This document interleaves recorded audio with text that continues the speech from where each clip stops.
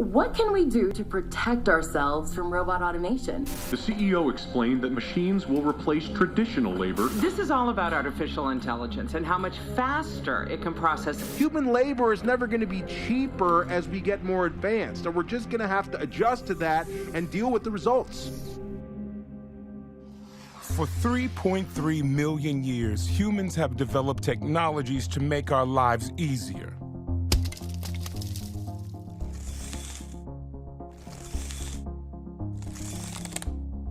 These inventions made us more efficient. It meant we didn't have to spend as much effort working to survive.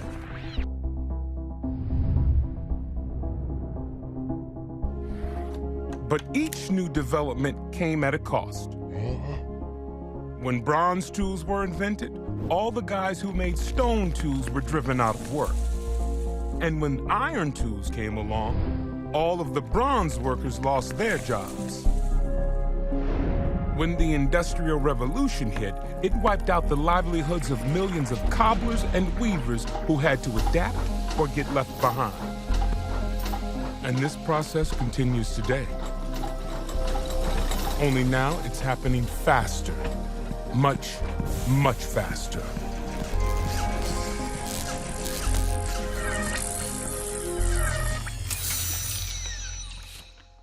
All kinds of routine jobs have become automated in the past few years, thanks to breakthroughs in technologies like robotics and radio frequency identification, computing, and high-speed networking. And at the same time, another powerful force, globalization, is making it easier for companies to move jobs overseas where wages are lower and regulations are less stringent. In the past 20 years, these two forces, technology and globalization, have wiped out millions of American jobs in manufacturing, from Detroit's auto plants to North Carolina's textile mills.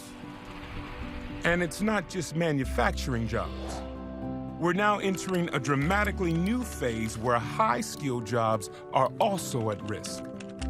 Here's why. Since 1965, computer processing power has roughly doubled every 2 years. All of the computing power that controlled the Apollo mission to the moon can now fit on the chip inside your smartphone. And in a few decades, computers will be thousands of times more powerful than they are today. Already, computers use artificial intelligence to easily beat the world's greatest chess masters, recognize faces, understand spoken language, and even compose music. They can do many of the things that we've always thought made us human, and that threatens many of the jobs we've always thought were secure. Take driving a vehicle, which is one of the top jobs in most states in America. With driverless cars already on public roads, millions of truck drivers, bus drivers, and taxi drivers may soon find themselves obsolete. In hospitals, hundreds of thousands of jobs are on the line, as computers learn to analyze CAT scans and biopsies, deliver low-level anesthesia, and even do surgical procedures. And in restaurants, hundreds of thousands of cooks may be replaced in the coming decades by machines that can follow recipes perfectly without ever taking a sick day or a smoke break.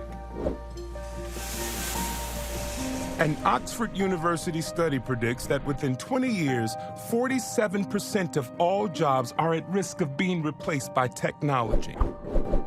That's over 70 million people. And at the same time, globalization is also affecting high-skilled jobs in ways that it never has before. Law firms, for example, are beginning to outsource work to lawyers in developing nations who are trained in American law. These lawyers can do legal research and even review contracts for a fraction of the cost of an American lawyer.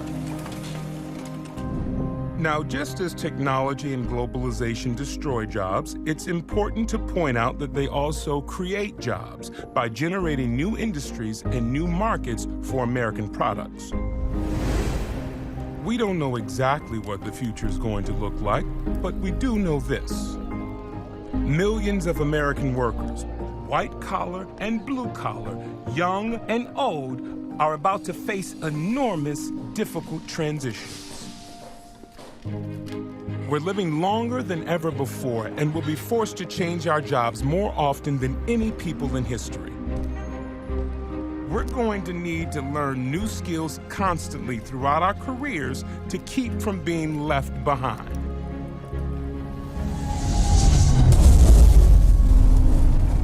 This revolution in the job market is not coming in the distant future. It's happening now, and it's going to accelerate. It's going to affect all of us, our friends, our families, and our communities. Are you ready?